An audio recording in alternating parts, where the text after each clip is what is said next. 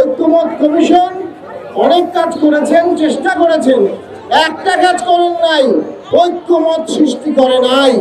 আমাদেরকে বাদ দিয়ে যে সংস্কার করা হয়েছে সেই সংস্কার টিকবে না, টিকবে না, টিকবে না।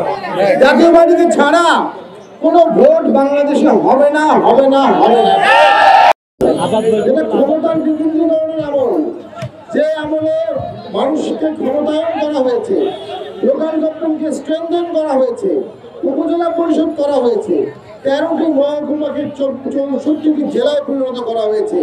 বাংলাদেশের ইতিহাসের সেই 8 বছর, স্বর্ণযুগের 8 বছর। আর বাকি সময় যারাই প্রধানমন্ত্রী হয়েছেন, রাষ্ট্রপতি হয়েছেন, ক্ষমতা কুক্ষিগত করার চেষ্টা করেছেন, ক্ষমতা সেন্ট্রালাইজেশন করার চেষ্টা করেছেন। ওভার সেন্ট্রালাইজেশন অফ পাওয়ার বাংলাদেশের গণতন্ত্রকে হোঁচট খেয়েছে বারবার। একটি পদ প্রধানমন্ত্রী, সমস্ত ক্ষমতা সেই পদে দিয়ে দেওয়া হয়েছিল। তিনি একাধারে রাশিয়ার জারের থেকেও শক্তিশালী, মোগল সম্রাটের থেকেও শক্তিশালী, একাধারে তিনি রাষ্ট্রপতির থেকেও শক্তিশালী। এই পদের সাথে আমলে এই পদটি বিন্যাস করা হয়েছিল ক্ষমতার সুষম বিন্যাস। আজকে আমরা এমন এক ক্রান্তি লগ্নে আছি, দেশে ঐক্যমত নাই।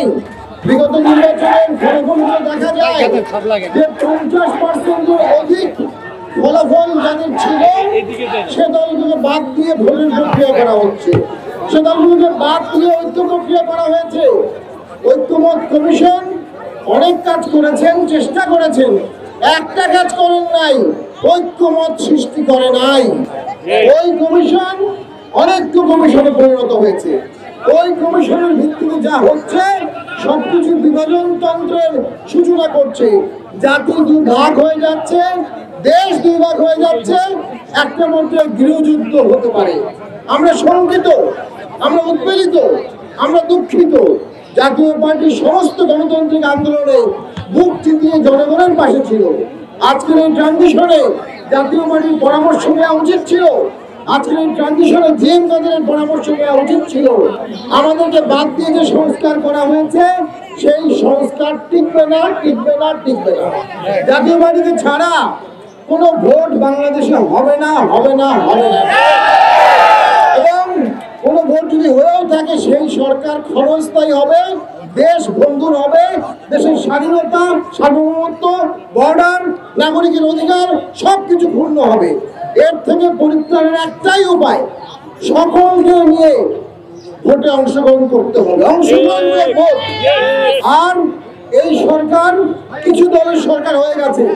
এই সরকার কিছু দলকে ভালোবাসে, কিছু দলকে ঘৃণা করে। এই সরকার কিছু দলকে পছন্দ করে, কিছু দলকে অপছন্দ করে। এরকম একটি বায়াস, পক্ষপাতিত্ব, নিরপেক্ষহীন সরকারের অধীনে কখনো সুষ্ঠু নির্বাচন সম্ভব না। দেশের নাম্বার 1 ট্রেডিং অ্যাপ নিফটি ফার্স্টে পাচ্ছেন ট্রেডিং এর সব সুবিধা, dual এক্সটেন্স access, company analysis, portfolio তৈরি করা সহ আরও অনেক ইউনিক ফিচারের সাথে ট্রেড করতে ডাউনলোড করুন এক্ষুনি।